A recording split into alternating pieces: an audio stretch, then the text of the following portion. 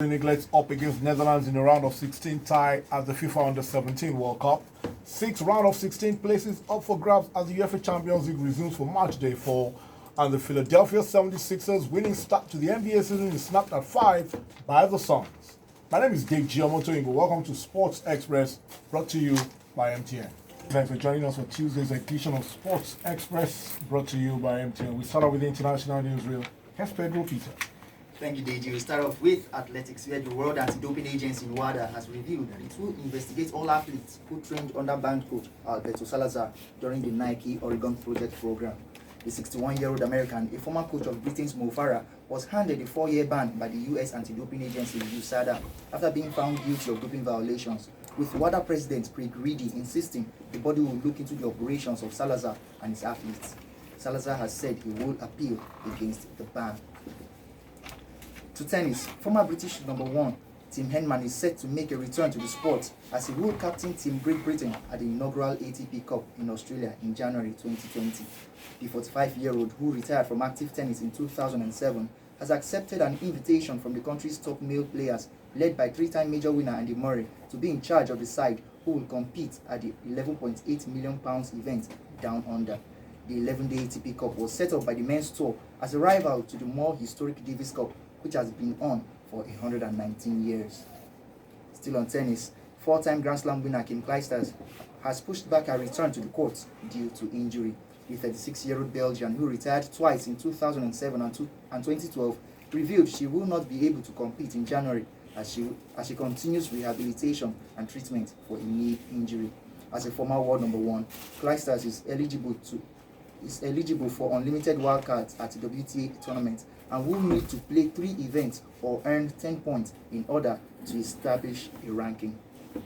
Thank you very much, Pedro. We go to the NBA now. Interesting things happening on the courts, but able to step in, non muscles, and I think the only remaining unbeaten team finally lost. That was the Philadelphia 76ers, scotched by the Phoenix Suns 114-109.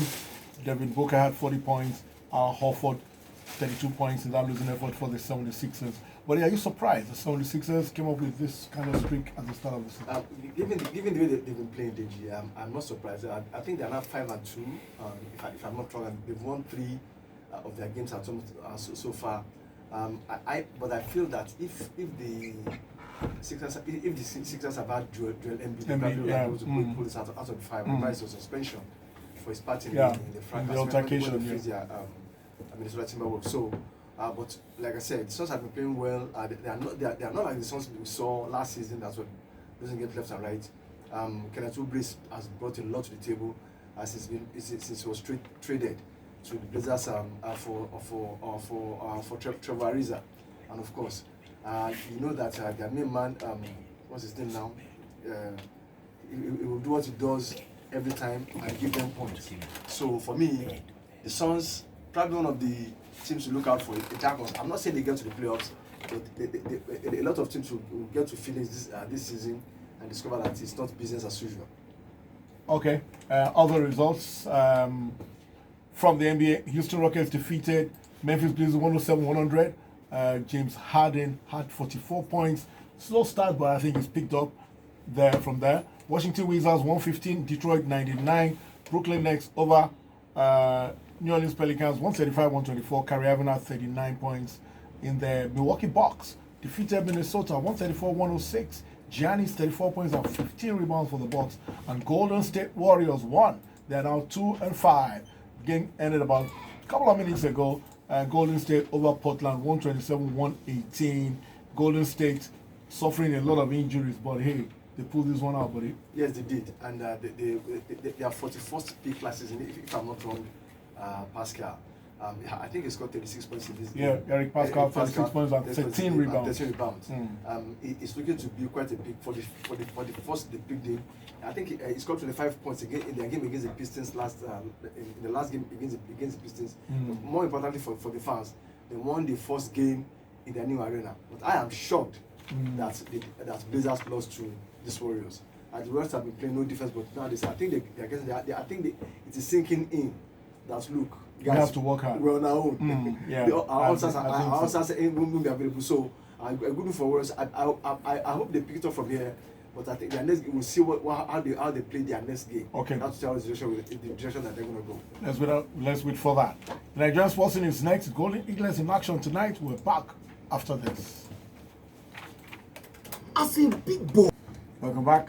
It's Nigerian Sporting on Sports Express, brought to you by MTN. A little argument going on in the studio. Are they playing 12 a.m. or is that 12 a.m.? Are they playing 12 midnight?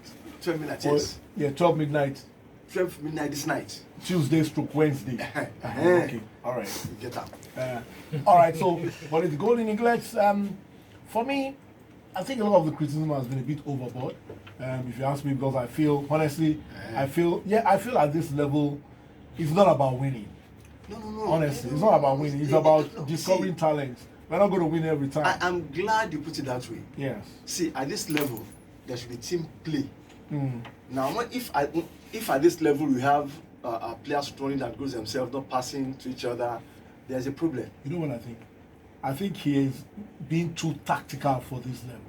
3 at the back.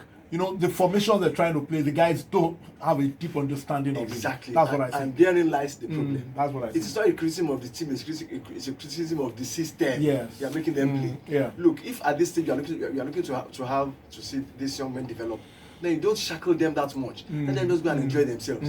Just a few collections here and there. But having said that, DG, like I said in one piece I wrote, I think we could see that there are a few gems there that will come through. Definitely. And so I think we should get past Netherlands. They lost 2 games heavily. Yeah. And then they won one Heavily. very well heavily. So it can swing either way.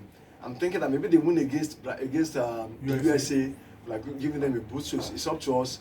It's up to the Eagles not to concede early goals like they did. They've done in all the matches they've played, and then got to get the win. 2 problems with the Eagles for me defensively. We've talked about that, and then the conversion rate is very low. They create so many chances. They simply don't score enough from the chances they create. Don't pass to each other. They don't play as a team in front of the goal. All of them are going for glory. Yeah. I hope that will be corrected. Okay. Basketball, I'm impressed with the way the coach of the Nigerian women basketball team is conducted. I'm trying to remember his name. Has conducted his business. The pre-Olympic tournament, African side, it tips off in a few days, and he has called just 12 players. Okay. No screen, nothing. He has 3 new players, then some players that he knows. Well, they just won an African title, so he knows the players. Exactly. So just called 12. They are going straight to camp. They are 3 in a group. The top 2 will qualify from each group has 4 and you have 10 other teams, making 14, and 10 of them will qualify for the Olympics. Have we ever had both our male and female teams at the same Olympics? No, I don't think so. That would be nice. No. It would be very nice if we can manage that. We should be. I think 14-10 is going. Yeah, we should be able to manage that. Hopefully, they will meet us there. Hopefully that will happen. Thank you very much, buddy. Of course, Sport Vision NG on YouTube. You can join us for this and other shows coming your way. A bit of a blip we have, but everything will back rolling in a short while. Sport Vision NG, go there and subscribe for great sports content. When we return from the break, World Soccer Report. It's the World Soccer Report on Sports Express, brought to you by MTN. I like what's happening this morning. Yemi Adesanya is not here. Kingsley Akpan is here.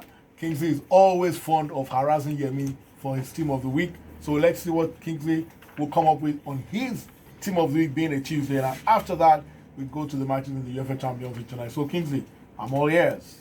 Right here, so formation 3-4-1-2, and in goal, Joel Robles of Real Betis. Awesome performance in between the sticks at the Bernabeu to stop Real, who had scored 5 in their previous match from scoring. Key saves from Benzema, Carvajal, and also Vinicius. And the back 3, Bruno Ekwele-Manga of Dijon. On the night when 2 of his team's back 4 were substituted, owing to the pace of Mbappe, Icardi, and Di Maria, he stood strong to help Dijon shock PSG 2-1. Mathis De Ligt of Juve. Derby Day, he got the only goal and also helped his team keep a clean sheet in Turin. And finally, Kagla Soyuncu of Leicester City. What a season this Turkish defender is having. Away at Crystal Palace, he got a goal and also helped his team keep a clean sheet. So my midfield 4. John Lundstram of Sheffield United, 2 goals and an all-action performance as Chris Wilder's men demolished Burnley. Nemanja Radoja of Levante, goal, breathtaking display to outshine a classy Barcelona midfield in their shock win. Christian Oliver of Cagliari. No one expected this team to travel away to beat free-scoring Atlanta 2-0, but he got a goal and controlled the game from midfield. And Filip Kostic of Eintracht Frankfurt, chief tormentor, made excellent use of the space in Bayern's defense after they went a man down. 1 goal, 1 assist. He ultimately helped Kovac lose his job. And to the player who will play in between the two strikers, Memphis Depay, 2 well-taken goals as Lyon went away to beat Toulouse 3-2. And to my front 2, Romelu Lukaku, a brace in Inter's 2-1 away win at Bologna. And finally, Timo Werner, 3 goals, 3 assists as Leipzig annihilated Mainz 8-0. And to my manager of the week, Julian Nagelsmann of Leipzig, your team can score 8. It doesn't happen every weekend. That's why I gets it. Okay, it looks good. How did De Ligt not consider penalty in that Turin derby? I don't understand Well, that. yeah. because if you had considered a penalty, it probably won't be. You wouldn't have anything. Okay, let's leave that. So go to Sport Vision NJ. You can go to Yemiti and 442 and Kingsley. At Kingsley, amazing. That's our team of the week. Let's go to the UEFA Champions League. Match day 4, reverse fixtures of match day 3. Coming up quickly, the matches: Group E, Liverpool hosts Genk, Napoli plays Salzburg. Group F, Dortmund hosts Inter, and Barcelona plays Slavia Prague. Group G is Zenit against Leipzig, and Lyon playing Benfica. And in Group H, Chelsea home to Ajax, and Valencia play Lyon. Let's start with Chelsea and Ajax. Kingsley, Chelsea won the away leg. They are both on 6 points on top of this group.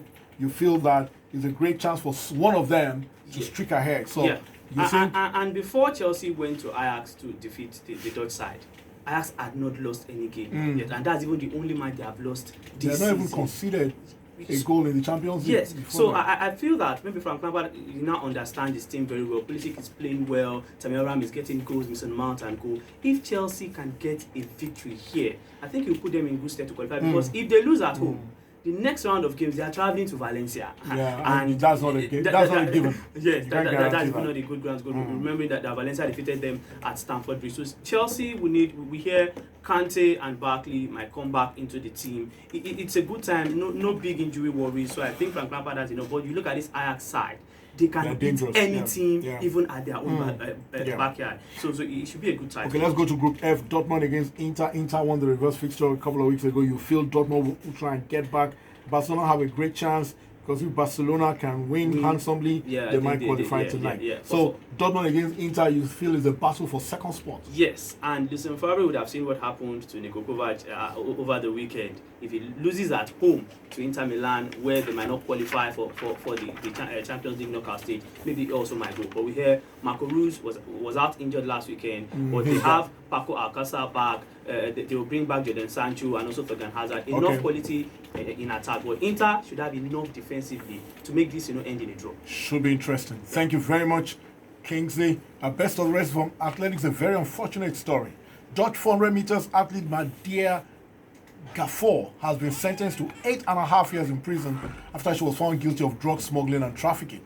The 27-year-old, who is ranked 31st by the IAF in the women's 400 meters and who competed in the 4x400 meters at Rio in 2016, had £2 million worth of drugs in the boot of her car and 11,000 euros in cash when she was stopped at a routine border check near Elton in Germany in June.